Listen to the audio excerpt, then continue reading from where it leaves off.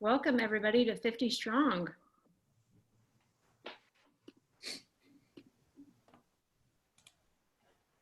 Thank you so much for joining us. We're going to give it just a couple of seconds for everybody to come in through the Zoom room.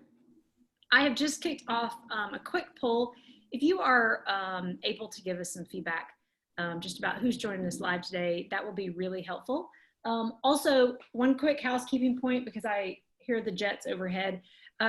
Kevin and I live really near Luke Air Force Base. The jets fly right over our house. And so if we go on mute for a couple minutes, that's why. But I hear them right now. So if anybody out there is joining us from Luke, welcome and thank you for being here. All right, so it looks like, guys, this is awesome. Almost 70% of you have joined a 50 Strong session before. You know, as a starting point, we started this session this fall, and it was planned as a 15-week session so that people could come in and out based on their personal interests and schedules. The fact that 70% of you have joined us before and you're coming back, we really love that. So thank you so much for spending some time with us this week. It looks like almost half of you have also listened to one of the replays from a previous session that are posted on our website. Thank you so much. We will keep doing that. We post them unedited. So if you've missed one, please, please definitely check that out. So let me stop the poll. Again, I just wanted to say thank you all for being here. I'd like to say a special shout out to those of you that may be joining us and are affiliated with one of our university partners. Our university partners are the University of Arizona, the University of South Florida, University of South Carolina, and the Texas A&M University System. They are helping us make this entire series possible and open to everybody. I'd also like to say a special shout out to our corporate sponsors who are helping us pay our mortgage so that we can do this entire series. Those are ADP, Deloitte, Amazon, and Tech Systems.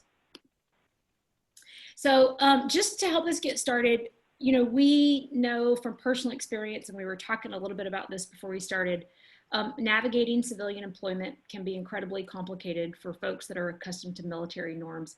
As a spouse, I saw this, I lived through this, and basically what we want to do is we want to help provide a warm connection and direct exposure to those in industry that can kind of help you as you're navigating this brave new world. Transition is a really critical time. Before transition is a really critical time, and for those of you that have chosen a post-military education pathway, your entire time in school as a student is part of your transition. So it looks like, on that note, about 33% of you are currently in school or a recent graduate. Almost half of you are active duty. Thank you so much for being here. We're really honored. So a little bit about who we are. I'm Candy Tillman. Again, since 70% of you have been with us before, I'll make this really short and sweet. My background's almost 20 years in corporate. I fell in love with a transitioning service member about 15 years ago. And about 3 years ago, just really interested to get involved in this space. So thank you again all for being here. At this point, Kevin, I'll turn it over to you to say hello to everybody. Absolutely. Thank you, Candy. And thank you everybody for being on, the employers and everybody else that are joining. I got out in 2005. 70% of you have heard this story before. We all have a pretty similar background with the transition, at least the people I know. Had a really difficult time getting a job that is a career-like job. And that was very painful, which is really the genesis behind all of this. We've got really great employers on to help kind of educate and give you some clarity on what they're looking for, which is consistent with other companies as well. I just think the more you're exposed to the language, the people, it'll really help you out as you transition or you're already out. To me, I just didn't understand the language. I didn't know what they were looking for. I just wanted a job. Like, I don't care if I dig a ditch, just give me a job. But they're not interested in me digging a ditch. They have their roles. This is what they're looking for. So it's really a matter of getting engaged as early as possible to understand what you're looking for and what they're looking for. And you just have a better chance of having success. And I think having these people on is a really good starting point. It's not the end all be all, just like everything. It's never just one thing, but this is a really good starting point with some awesome people and awesome companies. So Candy, thanks for having me on, and thanks everybody for joining. Awesome. So here's what I just want to remind everybody of. Every week we have employer partners that are joining us. It's so important that everybody understands these employer partners that we have on are military seeking, military ready. They are actively seeking your skills, and they have resource specific military pathways specifically for you. You can see some of our partners here. Here's the thing. Maybe you look at this list and you're like, I don't want to go the corporate route. Maybe one of these partners is a good fit for you, maybe not. But what we hope is the language that they're communicating, the information that they're sharing, and the repetitive exposure that Kevin talked about can help you provide tools for your own job search. Importantly, we are working closely with several university partners because they want to be a part of career readiness. They are also engagement hubs across our country. Again, I mentioned our 4 university partners. We are honored today to have Todd Mccaffrey from the University of South Carolina joining us. Todd, would you mind to please say hello, a little bit about your role, what you've been up to, and again, just thank you so much for being with us. Hey, Katie, thanks very much, and thanks for everybody being online, and Kevin, thank you. Hey, listen, so my name's Todd Mccaffrey. I am a recently transitioned vet myself. I literally just retired from the Army after 34 years, so I've just gone through. In fact, I guess I would still describe I'm still in the mental transition process, even though I'm at work now at the University of South Carolina, where I'm the Director of Military Affairs here. And in that role, what I do is I work with student veterans and military that are going to school here at the university system across the state of South Carolina.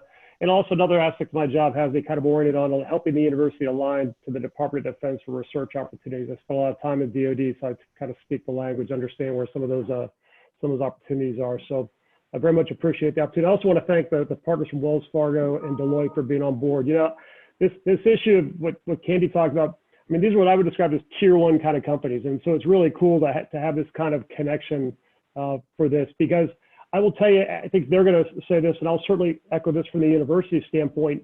You know, veterans and military are, in fact, a value proposition for universities. I mean, the reason we want veterans to come here is because they're like a rising tide. They raise all boats. They perform better in the classroom. They transition on time after 4 years. They get degrees and they get good employment. And frankly, that helps the universities from a reputational side, helps attract more quality students. As you transition like me, you're going to find, at least I found, that I have jumped industries. This is certainly not the industry that I've been involved with for three decades of my life. Higher education is completely different, and I'm learning early on a bunch of new lessons. But here's a couple of things I have thought that I just pass on, because what Candy said about the transition process. If you're a student, you're in the transition process. I think that's exactly right.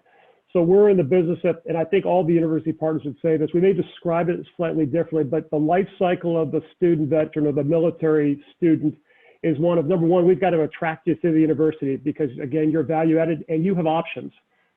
You have benefits that we know it's a buyer's market to get your talents to come to our university. Second, we've got to get you admitted to the university, and that can be a challenge because many of you come to the university effectively as transfer students, but you're a different kind of non-traditional transfer student.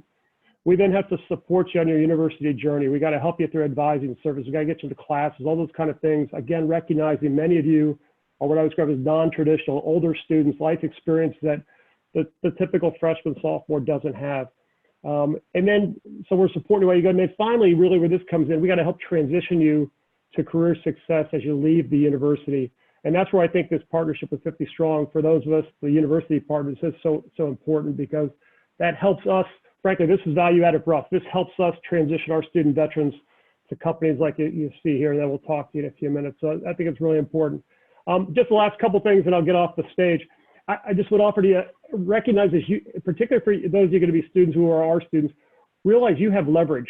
I mean, you're a desired quantity. And I think as you seek employment, your veteran experience is important to employers. And I think that'll be echoed here, just like it's important to the university. I think it's also important, this is an opinion on my part as a new veteran, is we collectively have to continue to evolve the narrative on veterans. There's a great number of services out there that would help what I would describe the veteran in need, the veteran who's wounded, injured, needs support. And those are wonderful services that meets a real need, but frankly, it's a real need for a much smaller portion of the total veteran community. And I find even at a university like South Carolina, I've spent a lot of my time continuing to what I would say evolve the narrative on the veteran, that the veteran is value added for this university and for others. And that's why we're trying to attract them, frankly. We're trying to bring you to our school and help you transition to these great companies. The last thing I would say is, as you look for your own transition, and find what turns your screws, find your passion, and then network. And as you network, stay engaged with others and help other veterans out.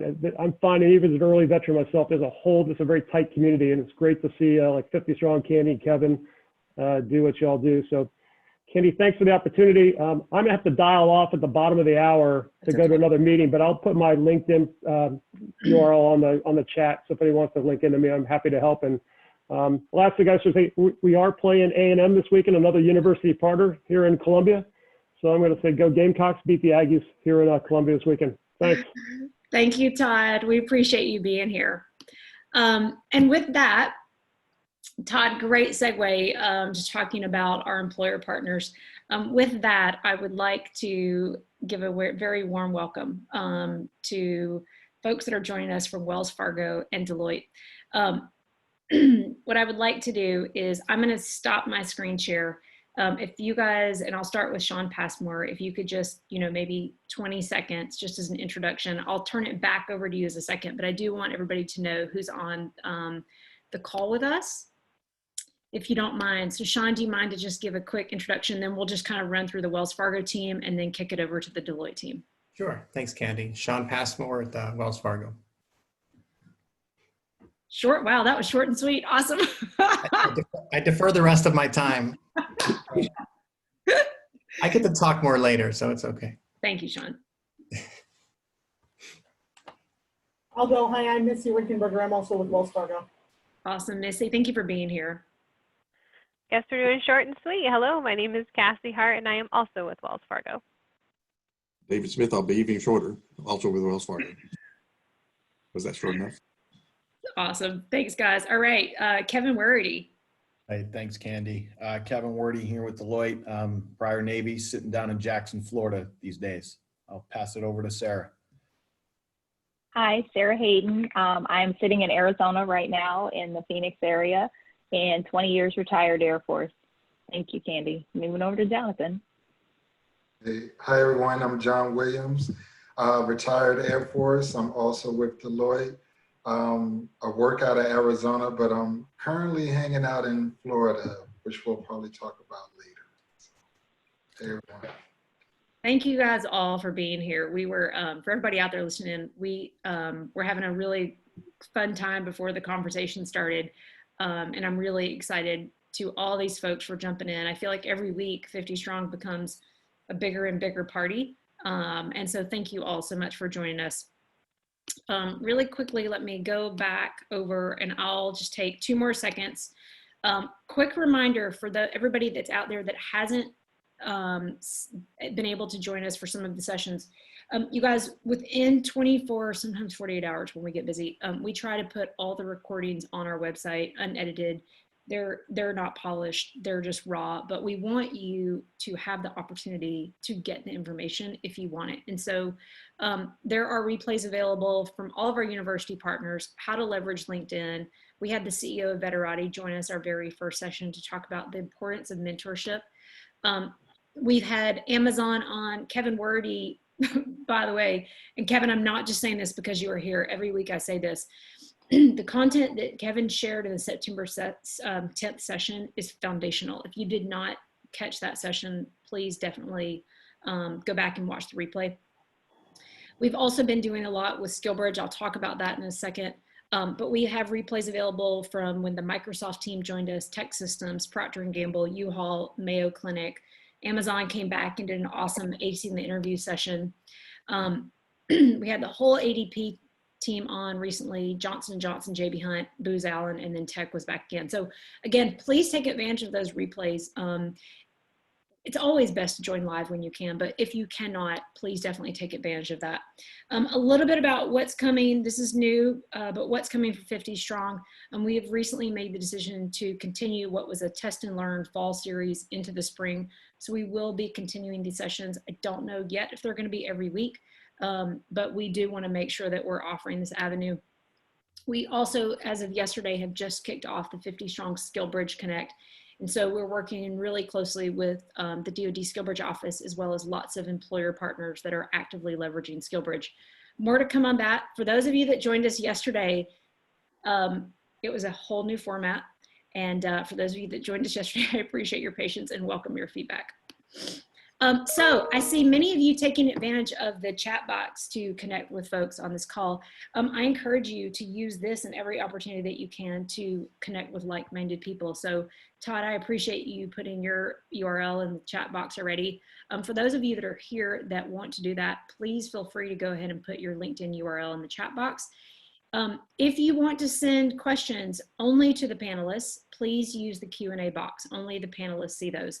For questions that come in, some of those the folks on our team can just type in some of those. Panelists, please keep an eye on that with me and type in anything that you find could easily be answered. And if not, we can always circle back. If you are joining us and don't know how to find your LinkedIn URL, reminder that there's a whole LinkedIn training on this. You can also find LinkedIn sessions on LinkedIn training. They're everywhere.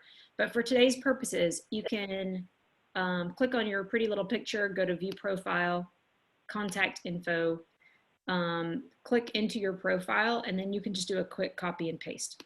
And then you put that into the chat box. So just wanted to share that quickly for those of you that are joining us that may not know how to do that. And at this point, I'll stop talking because you're here to hear directly from these employers. And so I'm going to turn it over to Sean Passmore and his team to spend the next 20, 25 minutes or so talking about Wells Fargo. Again, if you have questions, please put those in the Q&A box. Deloitte team, if you have thoughts while the Wells Fargo team is talking, again, you know, we want this to be conversational. Let's pop in and out. But at this point, Sean Passmore, I will turn it over to you. Thanks, Candy. Appreciate it. And, you know, first, thanks to you and Kevin and 50 Strong for all that you're doing. And we certainly appreciate the invitation. You know, when you and I were working on trying to figure out what date we were gonna work together on this, we didn't know who our partnering employer was going to be. So I was really excited when you told me we would be sharing some time with Deloitte today. So your audience is in for a treat. You're going to get a look at two just really outstanding companies with just tremendous veteran initiatives. So I'm happy to get started. I'm Sean Passmore. I wear three hats here really at Wells Fargo, and one of them is head of our enterprise military and veteran initiatives. So you can imagine in a company of more than 250,000 employees, there are just amazing things happening in every corner of the company, from, you know, donating mortgage-free homes to veterans and their families, to auto donations, to scholarships for veterans, to, you know, philanthropy support to veteran-owned small businesses, and the financial wellness and education, and certainly veteran talent and military hiring. So trying to keep an eye on all of that and figure out how do we show up as one enterprise, as one Wells Fargo, and maximize our impact and optimize our resources. So, you know, that's one hat. Another hat that I wear here is oversight of our military talent sourcing strategy, and how do we manage our portfolio of paid media, and how do we show up in digital and on social, and to really promote our brand as a military-friendly employer. So working closely with my partners in marketing and talent acquisition to manage that. And then you know, the other hat I wear is the one I'm wearing now, is leading a team of military talent external recruiting, because we also have military talent internal recruiting. But I get to lead a team of military talent liaisons who really are 100% dedicated and work extremely hard every day to attract, recruit, coach, mentor, and then advocate for veteran job seekers and military spouse job seekers. So that's what I do here. Prior to coming to Wells Fargo, I created a military outreach strategy for a technical school in the Fort Worth area. So taking mostly 1 or 2 term service members, kind of E4 to E6 was the sweet spot, and taking those individuals to attract, recruit, and then train and certify them and help place them into very high paying skilled trade jobs, specifically heating and air conditioning jobs. So I did that for a while. But before that, I led military hiring strategy at USAA. And that's really what brought me to San Antonio. I retired from the Army about 6 years ago. I served 22.5 years in the military, former enlisted, prior non-commissioned officer, went to OCS and retired as an officer. And I held 2 different enlisted MOSs. As an officer, I served, 3 different branches of the military as, communications support. I was a Signal Corps guy. So, I had one of those quote unquote ticket puncher jobs when I left the Army too. And people told me folks were going to line up around the corner to hire me for my network and my clearance and all the credentials. And I did a lot of things right in my transition, but I learned that it was not nearly as easy as I thought it was going to be, or as easy as people told me it would be. So that's a joy that I find in my job is being able to, it's easy for me to connect with veterans just because of my own service. I was in so many places and so many different jobs. And so it's pretty easy for me to connect and have those conversations. And I love doing what I do.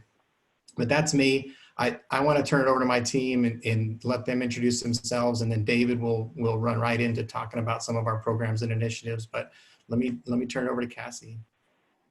Hey, thank you and welcome everyone. My name is Cassie Hart and I'm a military talent liaison with Wells Fargo. And I just want to start off by thanking each and every one of you for your service. I myself have not served, but I have a deep reverence for what you've done. And I have the pleasure every day of helping you find a place within Wells.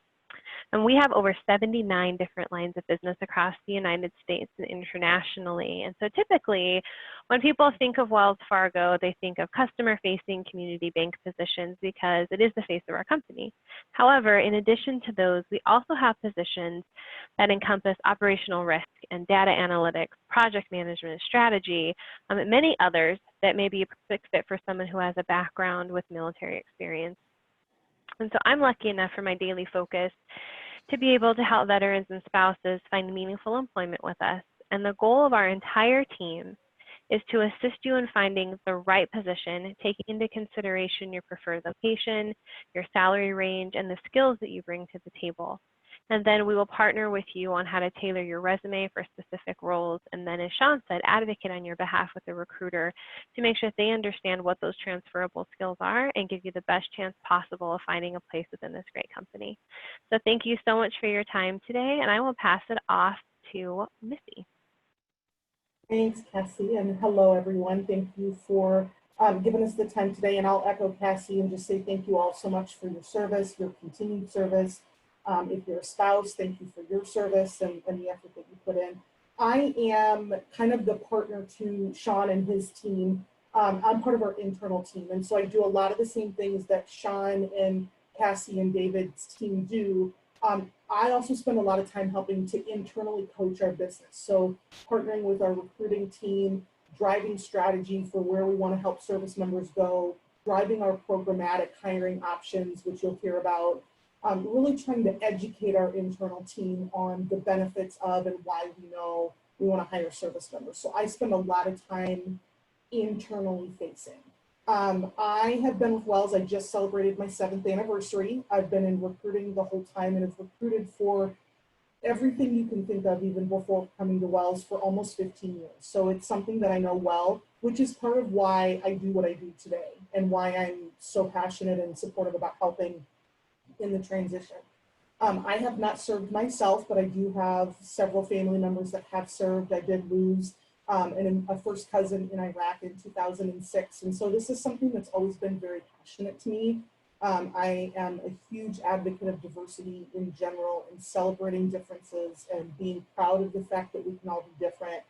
And one way I feel like I can give back is to provide a solid and trusted resource for service members who are going through transition, many of you have said it's been difficult. I want to help kind of lift that veil a little bit and give you some really honest direction on how to help that. You know, I tend to be very blunt when I work through this, but I want those of you that are transitioning to know what you can be facing and how we can help you navigate that. So it's something I'm super proud of and very, very blessed to get to do for a living. And it's an honor to get to be here and support each of you through this. So David, I will send it to you to kick off your intro and the rest of our information. Thanks, Missy. I appreciate that. I have been in the military talent transition arena for, I guess, 12, 15 years, something like that. Real happy to be here today. My military background is unusual in that I was in the Army band. I was a musician, played trumpet and piano, and after 2 enlistments, I was at Fort Knox, Kentucky, and then in Berlin, Germany. Decided that I didn't want to play full-time anymore, so I got out to finish my degree, which I did. And someone somewhere offered me the advice that people with fine arts degrees often work in human resources. And so I didn't know any better, so I said, okay, here we go. Now, a couple of decades later, I'm still at it and having a good time. I work with veteran service organizations and participate in career fairs and spend a lot of time working one-on-one with veterans who are interested in working at our company. So that's us. Let's take a little bit of time just to kind of explain how it is and why it is that our company is so involved in the military community. I guess you could really say that it is in a part of our DNA. You've seen the Western movies where the stagecoach is rushing across the plains to take the payroll to the forts out in the frontier. Well, that was actually Wells Fargo in many cases. So my great-great-grandfather actually rode shotgun on those stagecoaches. Not really, but I like to say he did. Anyway, we have over 9,000 employees who are Veterans Guard or Reservists at Wells Fargo. And at any given time, we have 200 of our employees who are deployed somewhere across the country. And so it really is a big part of who we are. And Sean or someone, if you can advance the slide. There we go. So the way it manifests itself is in the community. We're involved with a lot of veteran service organizations, working with them to help in ways that we can't help. We know that they can. And so we do a lot of work directly with veteran service organizations. We're very involved in helping veterans who are entrepreneurs who want to start their own business to help with small business loans. We do some specialized financial education for service members who maybe never had to deal with the budget, or they're thinking about trying to make it so that they can buy a home. We developed with the hands-on banking folks special customized classes that are for folks in the military, and it can be done in person, but nowadays it's available online. So that's one of the areas. And then the home donations, we've given several hundred homes to disabled service members.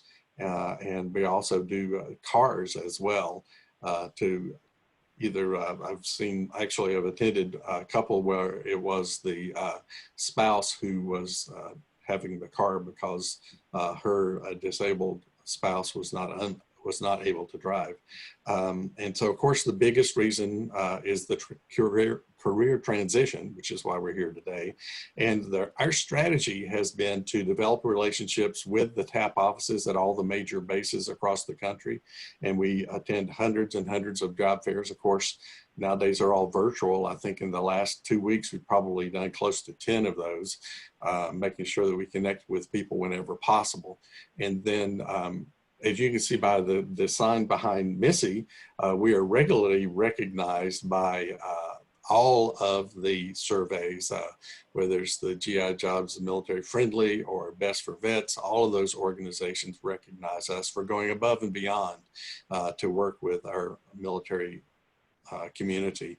And then of course, you will be hard pressed to find any company who has the amount of physical resources, as in people like the folks that are here today, who are fully dedicated to working to help you make that transition. We have a lot of folks. We have a team on the external side, which Sean is the manager of, and Cassie and I are part of the internal team, which is where Missy sits. And then we have other people who are involved in the program management, and we'll talk some more about the programs later on. So we have a huge group of people who are very involved. One of the interesting things that we do, and Missy alluded to this earlier, is helping the managers to understand the value of a veteran, and working with the recruiters to make sure they understand how to read the military resume and that type of thing. One of the real interesting side pieces of that is, since we have so many military folks at Wells Fargo, we have a lot of hiring managers who have the military background as well. We've been very involved with the American Corporate Partners, and then the specialized programs, which is a big piece, and we'll talk some about that today as well. And so on the next slide, want to spend just a little bit of time about why Wells Fargo. And it's not just because we have jobs. It's because we understand you. We've got people who live in and breathing it every single day to help you. So when you're talking to us, you know that there's somebody who understands to a certain extent, cares, and is able to act on that caring.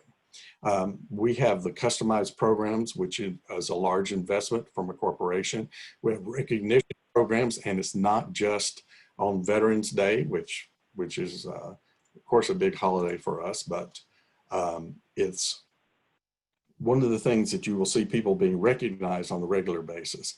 One of the things I would point out, and whether you go to work for Wells Fargo or anyone, is to make sure you connect with their employee resource group, or whatever companies call the clubs that are within the organization.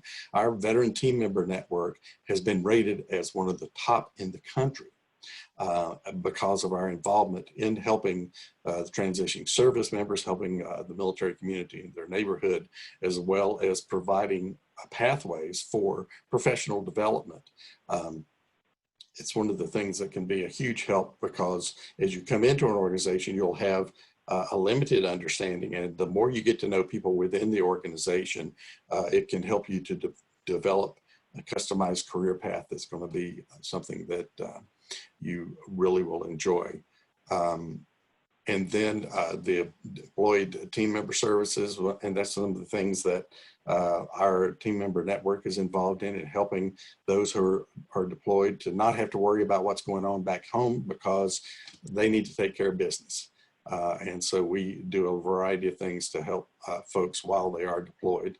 And speaking of people who are deployed, we have been recognized by the ESGR with the Freedom Award, which is the highest award that the Secretary of Defense can offer. And that's for us going above and beyond in our support of our team members who continue to serve. And then on the next slide, you'll see the team member network. I wanted to spend just a little bit of time about this because it is so important. Lots of times, I'm sure you've heard about people who are in their position for a short period of time and then they move on. Lots of times that's because they don't feel like they fit in and they're not part of a community. In my world, when I was in the military, our unit's obviously very small, 30 people at the most, and you're eating, sleeping, working, playing, whatever, with the same people day in, day out. And then when you leave the military, you're there with no one who really understands you, and it can be very difficult. So being involved in the Veterans Team Member Network when you get a job can be great. And they do things in the community like the stand down events, and then lots of other type of community activities. Plus, like I said, the education and advocacy, because you can be you may be a habitat build and you're working with someone who all of a sudden, you're talking about their job and you learn the kind of work that they're doing is like really cool. And you're like, I think I want to do that. Financial crimes, that's fascinating. And so next thing you know, you're working on your career to head in whatever that direction is. And as you can see, I'll just share too, and I don't want to interrupt you, but in the team member networks, and there's a veterans one, just for the audience to know, this is something that as a company we have in many different ways. So there's women's groups, there's LGBTQ and Pride, there's My Generation, there's African American. And we do this as a way to help encourage and increase cross collaboration within Wells Fargo. And so just know that if you were to come, yes, we want you to be a part of the veterans and support it, but there are other places you can engage as well and really get yourself back to that feeling of being part of a unit and a group within the organization. Thanks, David. Thanks, I appreciate that. So that's the Veteran Team Member Network with over 10,000 members. So obviously there are a lot of folks who are part of the Team Member Network who are not necessarily veterans, but they may be spouses or they may have other family members in there, and they want to be supportive. And so there are lots of folks who are engaged in that. And then on the next slide, you can see, where do I fit in? And the question that the answer to that is really, it's all about the aptitude, attitude, and ability. Sometimes it's really obvious, like if you worked in cybersecurity, or you may want to work in financial crimes with us, for example.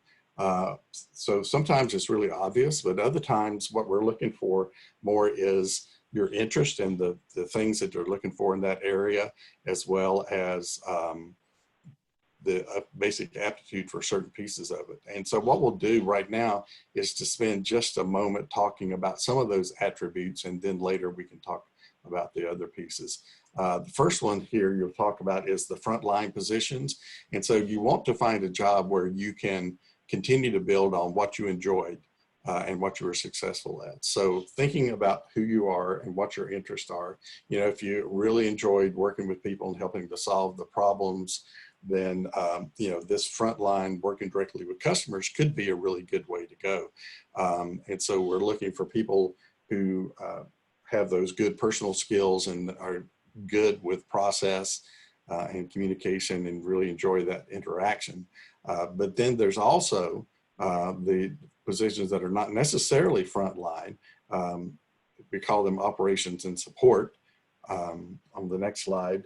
And those are positions where if you maybe like process and you like to figure out more efficient ways of doing things, then that may be a place for you to land. And those positions can be in roles like risk management or process improvement. So if some of you, maybe you've been doing your Six Sigma training, that would be a good place. And you'll want to talk to Missy, because she's the one who is working especially on some of the process improvement positions. So that's her area of specialty. Of course, risk is a huge word in our world. There's operational risk. You know, are we doing the processes consistently? Are they reliable? They're effective? There's market risk, and you know, what's happening out there that we need to be aware of. Credit risk, are we loaning money to people who can pay us back? Reputational risk, is Sean doing something that's going to embarrass everyone? Not that that would ever happen, right, Sean? And then there are also, in those particular areas, investment banking, there are support roles as well. And then staff group, that's where you'll find us, human resources, and then legal and finance, and audit and those type of things. And speaking of audit, I know we'll talk about apprenticeships later, but I want to throw it out there. We have this auditor apprenticeship, and it's not go and get coffee. It's a pretty senior level position in the audit area. And its applications are going to be taking just next week, I believe it is when they'll start with that. So if you've been working inspecting inspector general areas or other areas that have audit types of functions, you really want to jump on this. And I got to say, it is very hard to get into audit from outside of the industry. So this is a really, really rare and unique opportunity to move into that area. And so I'm sorry for the sidetrack there, but it's just very exciting. And no, that's okay, David. Missy's going to talk about that. Oh, good. Yeah. It is just an awesome thing. Yeah. So I'm going to hand it over to Cassie, and she's going to talk about some of our special programs. Yeah, let's hear about the VET program, Cassie. I'm happy to talk about one of my favorite programs that we have at Wells Fargo, and you guys joined at the perfect time because the applications for this program actually open on November 30th. So take some notes and connect with one of our military talent liaisons so that we can help you prepare for this amazing role. So the VET program is a program that we have had for the last couple of years, and it is an intensive training and orientation session led by our professional instructors and some really senior Wells Fargo team members. There you'll network with peers and other Wells Fargo leaders while you develop skills and the knowledge of our financial products and services. There are multiple lines of business within multiple locations across the United States where you will receive on-the-job training and also development. It's similar to an internship or a skills bridge program, except that every single participant is a veteran. And after the program, you would typically move straight into a full-time role, and you do not have to apply for that role. And it is 100% paid. Typically, we hire a class of about 30 to 50 each year. And we have a really, really great rate of turning people into full-time employees. I think if I remember last year, it was above 95%. So if you become part of this program, there's a really great chance that you will be a full-time employee with Wells Fargo with a very competitive salary. What we're looking for on this type of role is someone who's a problem solver, likes to work in a fast-paced environment, likes to achieve goals, learn new things. And if this is something that would interest you, again, please connect with us. We would love to help you prepare your resume, prepare for the interview. And again, the applications are open on November 30th. They are supposed to stay open until December 15th. However, if we reach a certain number of applicants before that date, it will close. So I can't stress strongly enough that it would be in your best interest to let us help you so that on November 30th, when those applications are ready and open, you're able to put your resume online and apply for that position with us. Initial interviews will take place in December, and then finalists will be interviewed in February with a start date in late March. Typically, we do it in person for the final interview. We bring everybody to Charlotte. However, this year, of course, it's going to be virtual. The classes will take place virtual as well, and then afterward, who knows? We'll see what happens with the rest of the world and how we, function at that point. But as of right now, just know that you'll be working in a virtual environment. And I will now pass it over to Missy to talk about another great portion for us, which is actually, am I sending it over to Sean? Sorry. Hiring our heroes. That's Sean. So Yeah. Over to you, Sean. Yeah, I'll talk about it. So Hiring Our Heroes, it's our corporate fellowship program at Wells Fargo in cooperation with U.S. Chamber of Commerce Foundation. So we did our first cohort back in 2019, and that was sponsored by our wealth management group. Your audience, Candy, I know is probably very familiar with SkillsBridge. I know you guys do tremendous work in SkillsBridge. So for those who may not know, the Hiring Our Heroes Corporate Fellowship Program is one of many options that service members can utilize the SkillsBridge program. So any transitioning service members within their last 6 months of service who want to do SkillsBridge at Wells Fargo, we will refer them to Hiring Our Heroes, because right now that's the one opportunity at our company to do that. Our next cohort will be participating. We have one going on now, actually, just wrapping up, but we're also going to participate in cohort 2 next year, May 3rd to July 23rd of next year. So anybody interested in corporate fellowship program, SkillsBridge opportunities at Wells Fargo, reach out to your local HOH program manager.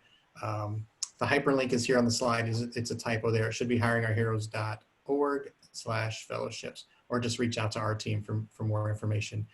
We touched on it a little bit a second ago when David talked about apprenticeships, but I'm going to ask Missy to talk about our military apprenticeship program. Hey, Sean. Go ahead, Candy. Yes. Really quickly, we have a question. Are there specific locations that you guys are hosting for corporate fellowship program?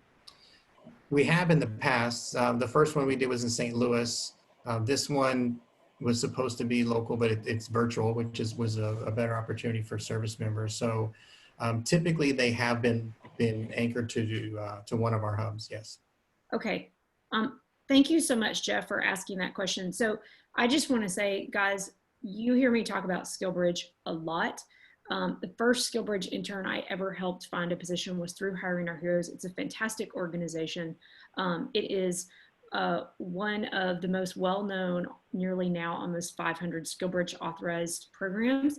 But I encourage you, and this is exactly, so we get questions a lot of times, where do I find SkillBridge opportunities? If you want to investigate a SkillBridge opportunity with Wells Fargo, please definitely reach out to Hiring Our Heroes. Thank you, Sean. Sorry, I just wanted to jump in because we often get questions around how to find the roles. Yeah. So I'll jump in and Candy, I hope it's okay, but there was another question I saw in the Q&A and I'll help with this a little bit, which is the difference between the VET and the corporate fellowship. VET for us is just a program that Wells Fargo does. It is our specific program. We set it up, we launched it. It's called an intern because we want to put you in the system that way, but it converts immediately. Have to be on either terminal leave or fully separated to do the VET program because we will start you immediately. The fellowship program is through Hire Our Heroes. So that's the major difference, just for the question that came in. I think Peter asked that. So just to give you some context around the difference between the two. I know we're going to move into, and you've heard this alluded to a couple of times, we're going to talk about the Apprentice Program. This is something I am super excited about. In fact, I'm going to call myself awesome because I was one of the few teams this year during COVID environment that was actually able to get an apprenticeship launched as we're working through the option. Apprentices at Wells Fargo are the Department of Labor structured program. It allows us to bring in you highly qualified, very talented individuals that may not have direct industry experience. So David alluded to this in the fact that we're getting ready to house a principal auditor. Typically an auditor is somebody that needs to have some existing financial services experience because of what you're going to be auditing and the information we're going to have. Instead, we are going to look for somebody who has 3 years of experience in any kind of military financial management. So you could have done accounting or pay services, budget preparation, program cost, economic analysis, audit management, fiscal law, internal controls, anything that you've done like that. You need 3 years of that or more and 4 years of military. And we are going to put you into this apprentice role for 1 to 2 years to learn the business and transition over. It's an awesome program. We have like a 95% retention rate on this program. It's a really huge way that we bring you guys into the organization and look at options. We will post these apprentices like you see on the screen in all kinds of places. Branch managers, if you want to lead a branch, project management, quality assurance, risk and compliance. So if you're interested in this, if it's something that's kind of triggering or super interesting to you, put this as a keyword search on our website and you'll be able to find it. But it's a super stellar program. Like I said, we're launching one on Monday. So if you're at a point where you're itching to get out and you have any of those experiences I just mentioned, Cassie or David or I would be more than happy to dialogue with you about that and give you some additional details. Do want to wrap up before I give it to Sean to close us out, a little bit about our Boots to Banking. And this is another really cool program that is Wells specific. We launched and started this, and this is for what we would call high volume. Okay, so these are going to be people who are coming into any of our national contact centers. Think high-level touch customer service, people who are doing digital support through banking, fraud and claims work where you're helping to investigate potential fraudulent claims, account resolution, anything that our customers may need to help them do successful work in the financial services place. And we hire in large classes. So it can be anywhere from 4 to 30 people we will bring in all at once. This program is something I fully believe in. In fact, I just pulled some numbers today for a group that I support that does this, and we hired over 360 veterans through Boots to Banking this year alone, which is awesome. Super proud of that. I think it's great. I love that we can do it. This is a place, if you're okay being in something that's a little bit more, I just want to go to work and then I want to be done. I don't know what I want to do. I think Kevin earlier alluded, I just want somebody to give me a job. And I want to support your growth, but this is a great place to do that. Come in, get settled, deal with your transition, get a steady paycheck, start to connect with people, and we can help you then grow a career from there. So another great option, and this covers multiple sites that we will have across the organization. So thank you guys again so much. Sean, I'm going to send it back to you to kind of close us out. All right, thanks, Missy. So today you guys got to meet and learn a little bit about our external hiring team and our internal hiring team. We call them squads at Wells Fargo. So we have in squad and X squad. X squad primary mission is to find you and get you into our pipeline and headed down the right path.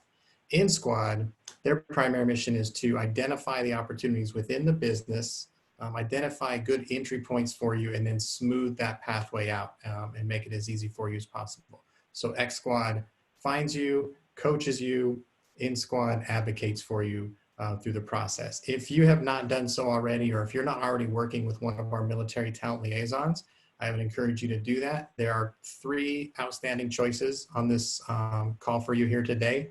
I will tell you that working with multiple military talent liaisons at Wells Fargo doesn't necessarily increase your chances of being successful. So for example, if you're working with David, you probably don't need to work with Cassie and with Misty. We all work very closely together. And if at some point David feels like he's not the best MTL to help you, or he's not best positioned based on his relationships in the company or the type of opportunities you're looking for, he will hand you off and introduce you to another member of our team who's best positioned to help you be successful. We can provide advice on the types of positions that you should be going after. We cannot apply for jobs for you. We can share opinions and advice on how to craft compelling resumes. We will not do your resume for you. So if you want to show up and demonstrate yourself as somebody who's really ready to put in the work and dedicated to finding career opportunity at Wells Fargo, you need to be working with one of our military talent liaisons. So you've seen the email address probably on a few slides. It's here on this slide, militaryrecruiting@wellsfargo.com. Email us. Let us know what your goals are after separating, or if you're already separated, let us know what your goals are as far as employment goes. Share with us your relevant skills and experience that you'd like to leverage in making those goals a reality. And then give us your timeline of whether you're transitioning out or you're ready to work right now. Share that with us. And then if you want, you can throw a resume in there too. But either way, please reach out, connect with us, and let us help you be successful in finding your Wells Fargo career. Candy, that's all we've got. Obviously, we're going to hang out and help answer questions. And other than that, I'm just really looking forward to see what Kevin and team have. Awesome. Sean, thank you so much. I really appreciate it. For those of you that are listening in, I know that we have a couple of outstanding questions in the Q&A.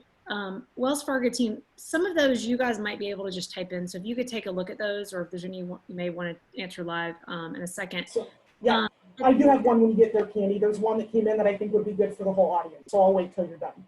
Okay. Do you want to answer it quickly now, Missy, or come back? Okay. I'll just do it really quick. So it was about the Apprentice Program, and this one was specifically about technical. What we will share is apprentice roles open as we get them. So we are constantly in the business trying to get people to do them. They could be in any part of our business at any point. So if you're really looking for a specific type of apprentice, the best thing to do is just do a keyword search for apprentice and see what's posted at any given moment, because it will change as we post new openings. Awesome, Missy. Thank you so much for that. Okay, so Wells Fargo team, thank you guys so much. Lots of great information. I am now going to hand it over to Kevin Wordy and the Deloitte team. So Kevin, I'm gonna, the next 25 minutes, however you would like to use it. You've been with us before, and we so appreciate you coming back and bringing a party with you. So I'll hand it over to you, Sarah and John.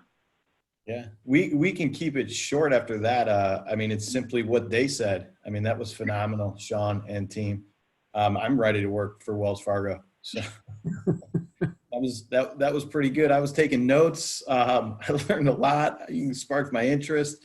I'm actually going to be funneling some candidates that I think would love to talk to you all. So that was awesome. Thank you. And thank you to 50 Strong. Thank you for having us. Most importantly, thank you out there in the audience for all of your service. I know you mentioned 50% on active duty. Thank you. Thank you for sitting through that doorbell by the UPS man that just dropped something off at my house. Hopefully it's for me and not my kids.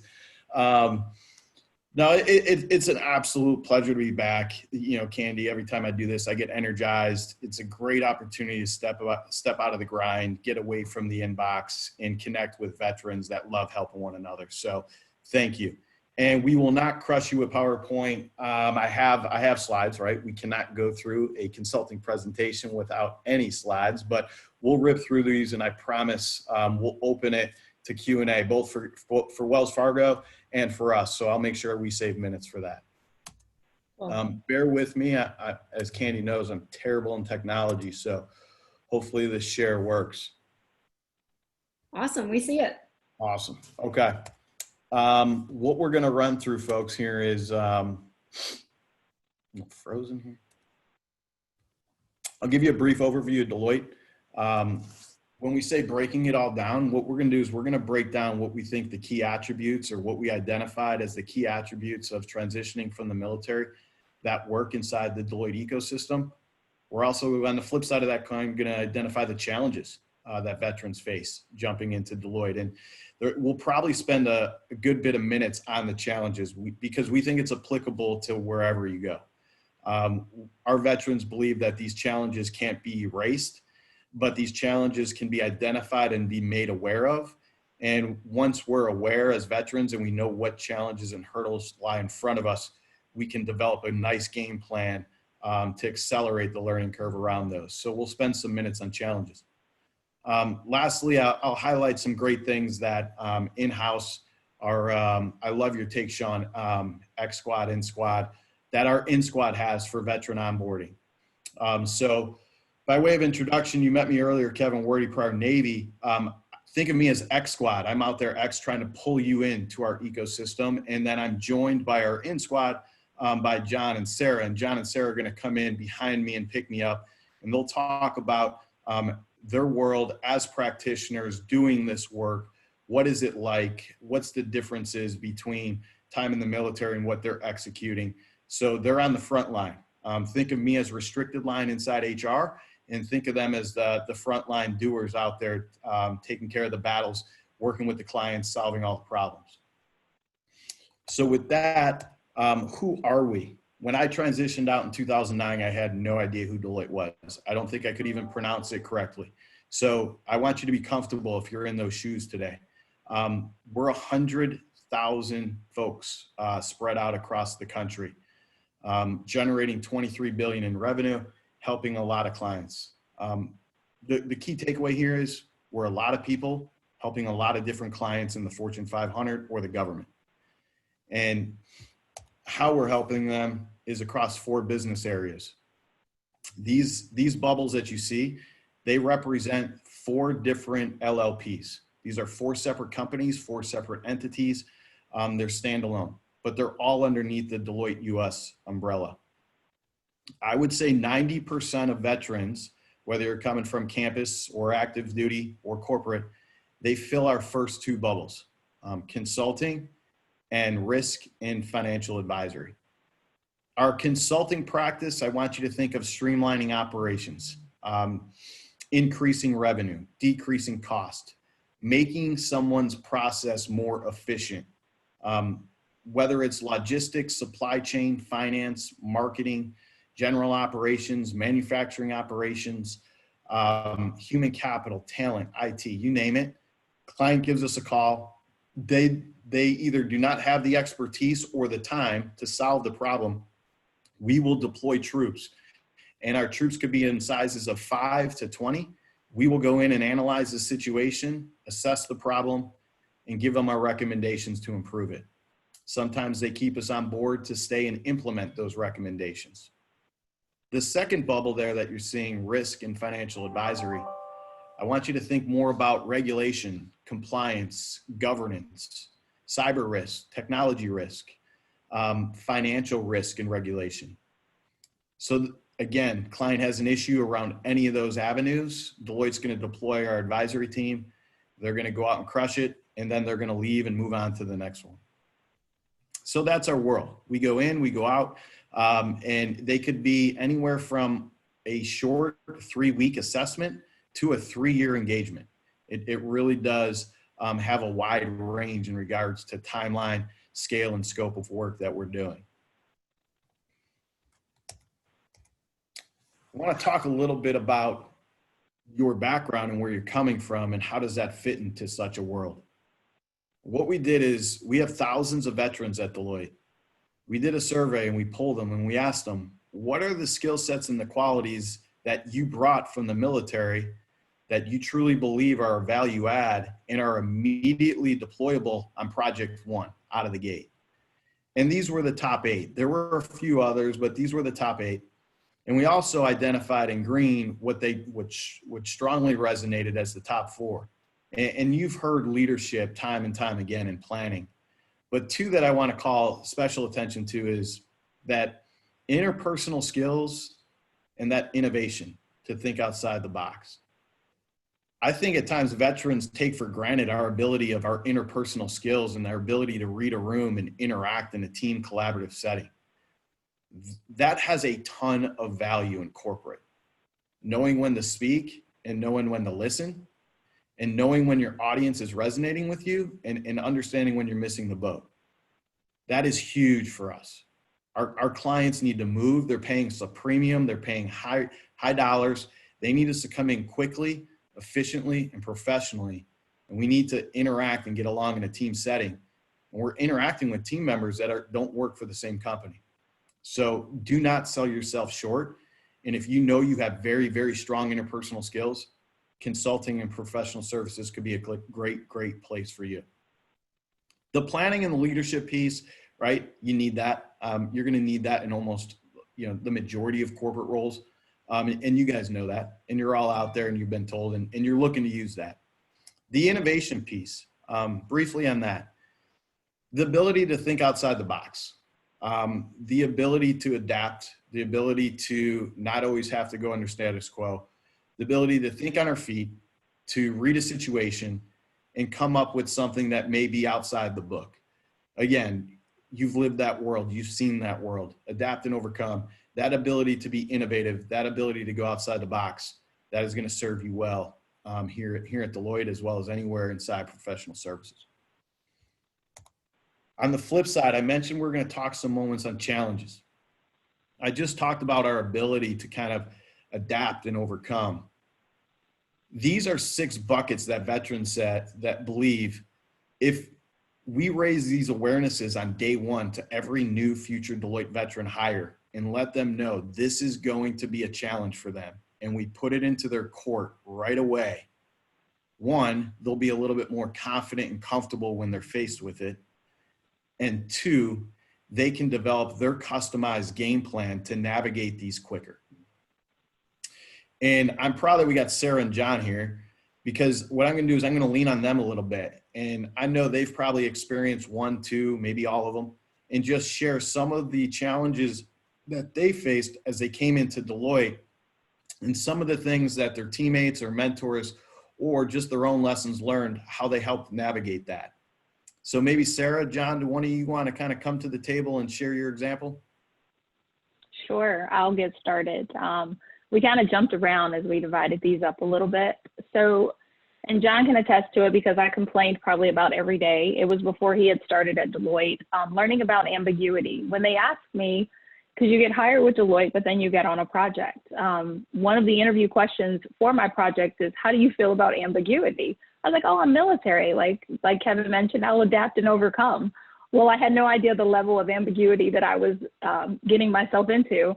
So it is one thing to say that you're okay with ambiguity. It's another to actually experience it. So to be on a project with a client and to feel the pressure of speaking with the client, hearing what they want from you, hearing what your team wants for you, and then trying to accomplish that. And once you feel you've accomplished it to the best of your ability, they say, oh no, that's not what we wanted. And it's like, okay, great. So then you're backpedaling and going back to the drawing board again. So I want to say that that was probably one of the biggest challenges that I had, because I had put in so many hours and worked so hard. What I learned from that was that I needed to be very clear. And even though I felt like I was being redundant, asking the question, is this what I hear you saying is, which I thought was just a canned statement. I learned that is my life lesson now. And I say that often to the client. What I hear you saying is, this is what you want.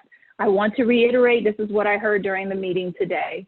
And just kind of to make sure, if I can get it in an email, even better, because then I can fill in the blanks from there. And I also have it to go back and refer to it. Reliance on judgment. So I had to smile when I saw this one, because it says SOPs don't exist in the blue ocean. However, and I say that, however, I am currently a Scrum Master on a team, actually 2 teams, and I have implemented SOPs for those teams because they are processes with help desks. So as we're going through it and we have new team members that are onboarding, my mind was blown that they already did not have SOPs in place to help facilitate new members as they came on. So with that being said, I have gone on to my team and began to implement, say, hey, can you just document your process, do some screen shares, do some screenshots, let's just write out what we're doing. And then we'll have the new person that comes in line, we'll just have it as a fluid process. They will take it over. And anything that you miss because you've been doing it for years, they can fill in the blanks for you. And that has helped tremendously because it eliminates a lot of hand-holding. If I was just a Scrum Master on one team, I'd say, okay, I can sit with you and walk you through it. But with two teams and trying to balance, I don't want to say I don't have time to do that, but I don't have time. I need you to be independent and work independently. I'm going to jump over to learning timelines. This was a challenge for me, not as big as ambiguity, but learning timelines. A lot of times you hear just, can you get this done? But they don't give you a deadline for it. So you can't take your time to do it. You also can't work to the point where you feel like someone's life depends on it. That was really hard for me to learn as well, because when you work in a high ops tempo environment doing cool guy stuff, someone's life is depending on it and you have to get this out right away. I was putting in a lot of time, a lot of hours, stressing myself out. I probably have a Frankenstein's bride gray line growing in my hair right now from my first project outside of the military, where I just was wearing myself out, and you can't do that. I have to specifically ask the question, when do you need this by? And then I have to be realistic as to whether I can get that out to the client on time or not. Just some invaluable lessons. I'm sure you'll learn as you go along. So these are very high level. I'm trying not to get too specific. So those are my lessons learned. I'm going to pass it over to John because I know he has some as well. And we strategically picked these because these are ones, for me, I did anyway. I just kind of left him with the rest. And I'll pass it over to John and let him fill in the blanks for the remaining ones. So first off, everyone, it wasn't strategic. Sarah said, this is what I'm doing. And I just said, okay. But so managing career paths, you know, as in the military, our career path is pretty simple. You know, you have to do certain things, certain criteria to get promoted to the next rank. And that's pretty much it, unless you get the opportunity to cross-train to a different job or maybe go from enlisted to officer. But it's pretty steady path. It's really simple, really easy. So when you get in the corporate world, it's a little different. It's not so simple. And you want that simplicity that you gain in the military to say, okay, what check boxes do I need to do to get promoted to the next step? And it doesn't quite work that way. So you literally have to learn to come into the corporate world and actually take charge of your career as far as there's different, or at least with Deloitte, there are development plans that you can actually look at, and you can say, okay, I want to do this much training. I want to gain a mentor in this area right here to help me out, and so on and so forth. There's quite a few little things that you can do to help yourself out, but you actually have to take charge and you have to do those things yourself. You cannot depend on someone to say, hey, this is what you need to do to get promoted. You have to take hold of those things. Constant change with clients, with projects. So again, when you look back at the military, for the most part, you know your job, you learn your job. It's the same thing. It's pretty simple. Again, unless you're cross-training or something like that, it's the same job, you know, throughout your career. In the consulting world, however, you don't always get to do the same thing with every project and have the same type of people that you're working for or working with. For instance, in my short 2 years that I've been with Deloitte, I worked on network segmentation with a hospital. I've done data migration with an aerospace company. I've done a merger with another company, helping them with ServiceNow tickets. And currently I'm working with the Navy doing data migration and working with workforce management. So each of those projects are completely different.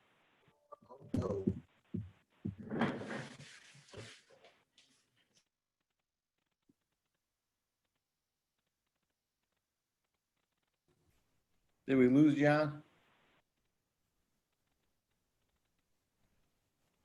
All right. His headset may have died, not sure, or he lost his connection, one or the other.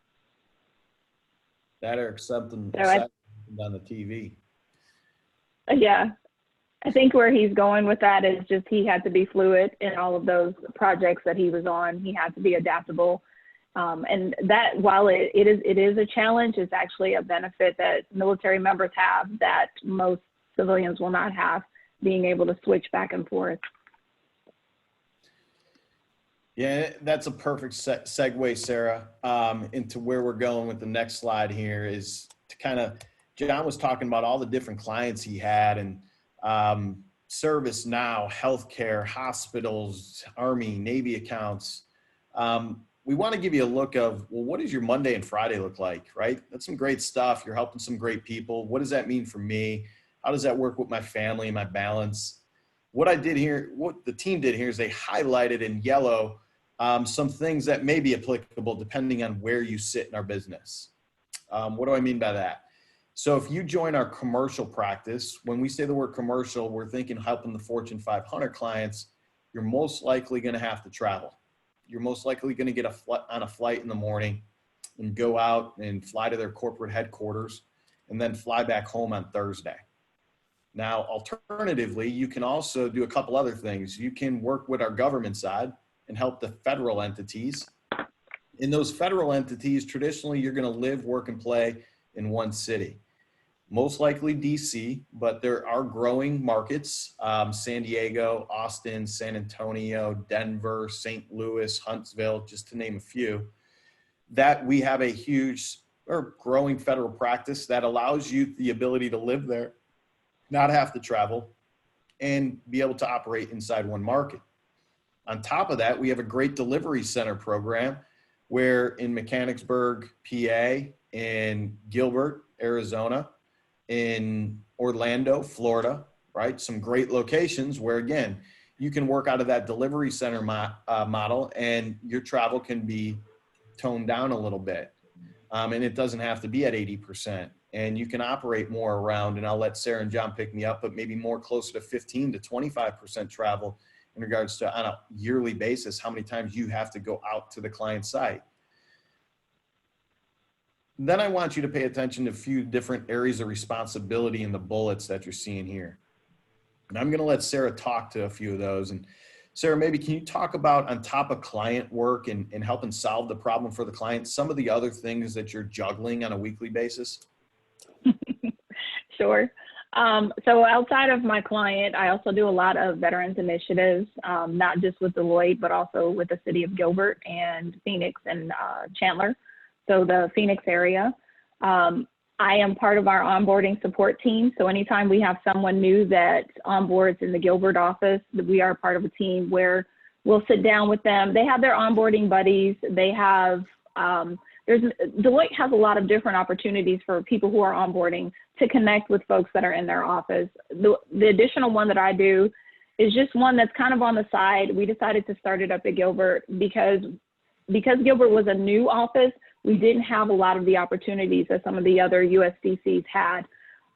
We wanted to make sure folks had a friendly face in their offering portfolio. So in the section where they sit, they can kind of pop their head up like a gopher and say, oh, okay, there's Sarah over there. I can come ask her a question. She's a friendly face. I do a lot with some office support that I took care of when we were in the office. As you see, I'm working from home right now. I frequently I'm an integrator, which means I like people. So I frequently just anything that has to do with people and I can connect with them, I do that. I do, I'm looking at this list here. I used to do a lot more than what I'm doing right now outside of my client. But with the two teams that I have, I don't want to say I'm stuck. I'm just constantly, as you were seeing, I was trying to multitask and do some other things as well. So yes, I think I hit some high points when I was traveling. I was traveling about every 2 weeks, which was good enough for me. John was traveling every other week, so he was traveling 2 weeks out of the month. I was traveling 1 week out of the month. We do have some folks who are 100% on client site from the USDC, but that is an ask, not a task. I'm sure most of you know that term or that terminology. Yeah, I think that was probably about all I have. A lot of my items that I do on the side are ad hoc as they come up. I support. Awesome. Thank you, Sarah. Yeah, our consultants and our practitioners that are out there working with clients, the takeaway here is you're going to end up juggling multiple balls, and you got a lot of areas of responsibility, whether it's helping our talent team and onboarding and helping new hires, firm contributions, or giving back to the community, taking a call for a new hire in recruiting and screening and assessing them, doing research. Hey, we're going to bid for work with XYZ client. We need some data. We need some research. We need some slides. We need some prep and orals. So your Monday through Friday is going to take you in many different directions. And as Sarah mentioned, she's multitasking. She's probably going to hang up this call and in the next 60 minutes talk about something completely different, right? And you got to switch and shift gears. So we just wanted to make you aware of that. In the last 2-3 minutes, is John back with us? Yeah, I'm back. About that. Okay.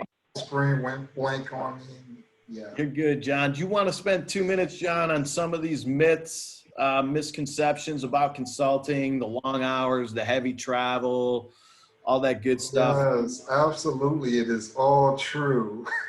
No, kind of true. So I love this slide here because I too believe a lot of these myths. For instance, consultants are always on the road. So yes and no. Consultants are on the road a lot, and Sarah just alluded and Kevin just talked about on the last slide how our days go. But there are different variations to that, and it really depends on the project that you're on. It depends where you're working at. Who, for instance, me and Sarah works for USDC, but there are other models like PMD and Core, and each of those models will kind of dictate what kind of traveling you do. So for me and Sarah, with Sarah being a mother of 3 children, she doesn't really want to travel like that every single week.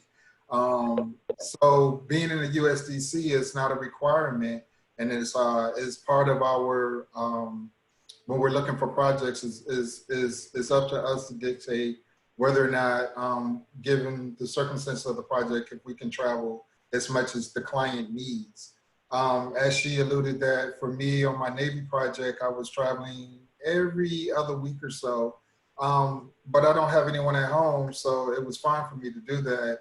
And I actually enjoy going back and forth to Georgia and working with the client and having that interaction, building rapport, and able to get a lot more done that way. But it's not always the case, you know, so don't think of consultants always on the road. They can be, but we don't have to be. Sarah? Yes, so he mentioned the incredibly long hours. Yeah, no, I think I covered traveling in the previous slide. I'm good with it. Yeah, and I would say it's probably not your old school mom and pop 9 to 5, 8-hour shift, right? It's probably a little longer than that. But you're not burning the midnight oil. Weekends usually have off. I see John's grinning over there, so he probably got pulled into some client fire. So it could happen. It could happen. Yeah. The last thing I want to go ahead. Go ahead. No, I was just going to talk about specializing early. Kevin knows that when I first started, I was looking for my forever home. I didn't want to hop around too much after military. And I literally have gone from the military here to Deloitte. So specializing early, John mentioned that he's been on a lot of different engagements. So my official title is SAP Finance Solutions Specialist. However, that is what got me in the door with Deloitte. Right now, as mentioned, I'm techier than most, but that's not my real thing that I enjoy. It does not fill me up as much. I can do it if I have to. I enjoy working with people, so being a Scrum Master, and I will honestly say that Deloitte is a large enough company where they will help you facilitate along your career path what's going to be a fit for you so that you can continue to stay there. So I just wanted to throw that in there, Kevin. Thanks. No, that's great. I appreciate that, Sarah and John. And I want to be mindful of time here. We're going to open it to Q&A. 60 seconds or less. I'm going to leave you with this last slide.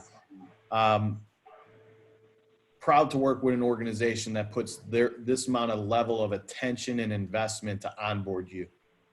So you may be thinking, hey, that was great. I love hearing what Sarah and John are doing, and I want to go help clients. But how do I fit into that world, and how do I get past the HR gate, and how do I get to day one to where I'm a Deloitte employee? And then also, what do you have for me from day one on to help me get there to be successful? And that's what you're looking at here. We hired our human capital consulting practice, and they went out and they assessed veterans out in corporate America.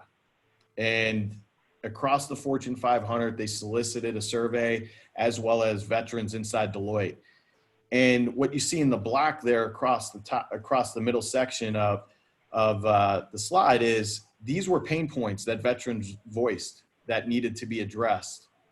And what Deloitte did is we put a 12-month journey to tackle those items. And we have, for veterans, by veterans, all of these different things as supplemental resources to bring future veterans into the firm and accelerate their onboarding process. And every month we get better at it. I look where we were 4 or 5 years ago to where we are today. And I even look back where we were 6 months to where we are today. Every month we're getting better because of the thousands of veterans that Sarah and John mentioned as part of their collateral duty. They give back and they find a way to write an SOP around veteran recruiting and onboarding, or develop a new pillar and a new program to support. 2 things I want to call out here. The veteran-to-veteran mentorship piece is huge. It's transparent, it's straight talk, it's accelerated, it's quick. Our veteran employees love the veteran-to-veteran mentorship program. On top of that, they love our Deloitte Core Success Program. Many of you may have heard of Deloitte Core. It is an external program for you all. If you're interested in that, we can definitely get you the material. We're delivering it virtually right now, but we're hoping to be back live in 2021 and fly you out to Westlake, Dallas, Texas, and train you up on the transition.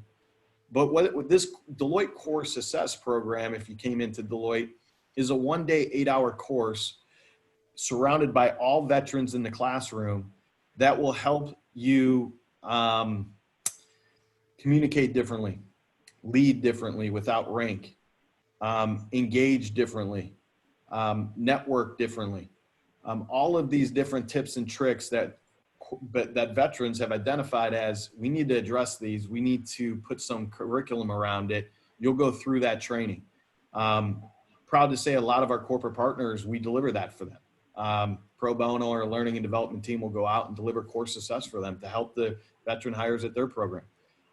So great opportunity. Again, I probably went over 60 seconds, but I'm just proud to see all of the different things that the firm puts around your onboarding process. And with that, I'll pass it over to Candy and Kevin and open it up for the Q&A. You know, Kevin, I just wanted to say,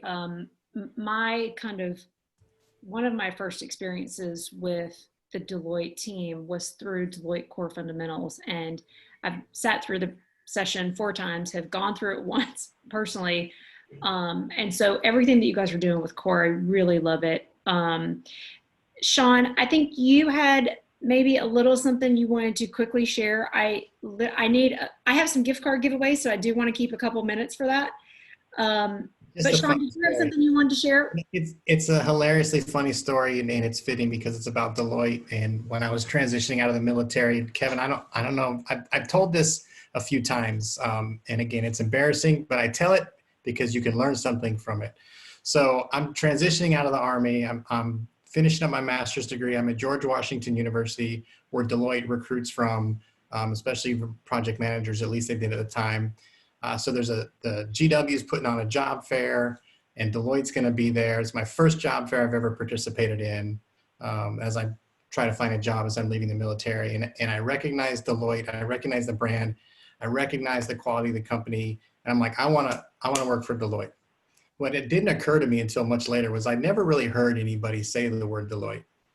So as I go to the job fair, I got my suit on, I'm ready to go, I got my elevator pitch. I walk in the doors and I see Deloitte at the end. I just get tunnel vision, and I walk right past every other employer straight to Deloitte. and I put my hand out and I introduce myself and say how much I would love to work for Deloitte. And I know Deloitte is an amazing company.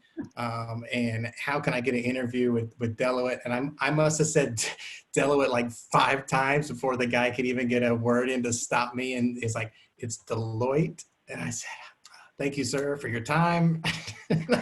Like, you know, right face, forward march. It just completely shot myself in the foot. But it was hilarious now. It wasn't hilarious then. But I share that as a lesson for people to, you know, do a little research on the companies before you go up and try to talk to them. And so, you know, Schlumberger, that's another one, but I didn't talk to them. But you take that with you, put that in your rucksack, learn from my mistake. That's awesome. That's awesome, Sean. So, guys, really quickly, I see that we have, it looks like about 7 or 8 questions in the Q&A. So here's what I'm going to do. We will share the Q&A, guys, and get the answers out to the folks that are most equipped on this call to answer that, and then I'll share that out. What I want to do, we have a couple minutes left. If you've been with us on 50 Strong, I got into a habit of giving away some gift cards at the very end. And so we're going to do that again today. I have 2 gift cards. One is for the Amazon $50 gift card. No repeat winners. If you've won before, please do not try to win again. So here's the instructions. The third person to type the correct answer into the Q&A box, is going to win this $50 gift card. So Kevin and panelists, if you can help me with that, I'd appreciate it. So here's the question. Last week in our 50 Strong session, Tech Systems presented this slide called Why Veterans Don't Get Hired. What is the name of the person that presented this slide? So the third person to type the answer correctly into the Q&A box is going to get the $50 gift card.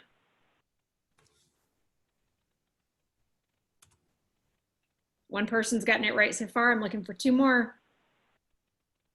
And guys, this is just an example of, you know, even when you are sending in your resume and reaching out to people, remember names can be really hard, right? And I see some in the chat box, not in the Q&A. All right, so we will go back and figure out who is the third person. I think it is probably Brett or Teresa. The right person is the head of military programs at Tech Systems, Mike Powers.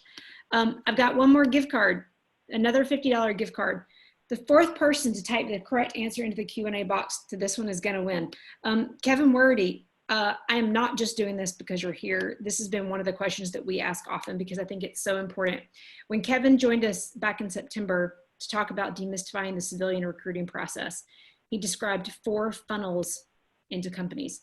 Again, if you missed this session, please go back and watch the replay. Here are the first 3 funnels that he described: campus recruiters, experienced recruiters, veteran recruiters. What is the 4th funnel into companies that Kevin described? Please put your answer into the Q&A box so that we can check. The 4th person to put the right answer in wins. Okay, never mind. The first person to put the right answer in the Q&A box wins. Yeah, I'm not sure I know the answer. Oh. I'm kidding. All right, 20 more seconds. Okay, so I have a slide. The number 4 was, you guys, it was referrals. And so I am going to talk about the importance of that for just a quick second. Referrals are really about something that my friend Matthew LaPointe, who by the way shares like 30,000 jobs all the time. He works at Amazon. Please follow him. The problem with meritocracy is that it only works when combined with awareness. People being aware of your capabilities and you being aware of opportunities is what is going to help you get a job. This is referrals and building relationships. So one of the best things that we need to do, which is why we are so adamant about finding your tribe of mentors, using LinkedIn to find people in your network that can help amplify opportunities that are out there, is so important. So lots of ways into companies, but again, please go back and check out that replay. It is foundational. One thing I want to leave you with quickly, John Cobb says this: what people think happens when you make a career change is that you completely start over. What actually happens is that you bring all of your past experience with you to to gain a whole new perspective. I want to leave you with that because I think it's so important for those of you that are navigating transition. Please know that we are here to support you. We have a quick survey at the end. If you would like to opt into the military talent communities of these two companies or our other partners, you have one more chance to do that. And then I will share that back with these companies. That's not a job, right? To be clear, but that is probably enough for maybe you to get on their distribution list when they do have new opportunities. Next week, 50 Strong is taking the week off for Veterans Day. I hope you all enjoy the many Veterans Day activities that are out there. We are going to take some time away. I would like to just thank again the Wells Fargo team for joining us. Thank you guys so much for being here. The Deloitte team, thank you so much for being here and for sponsoring this whole series. With that, thank you all. We are a minute over. I appreciate your patience. Thanks for being here. Thanks everybody for attending. Thanks. Thanks Wells, Deloitte. I love it, Sean. Yeah, thanks, Deloitte. Thanks, Deloitte. Thanks, Wells Fargo team. Really appreciate you guys. See you guys. Thanks, guys.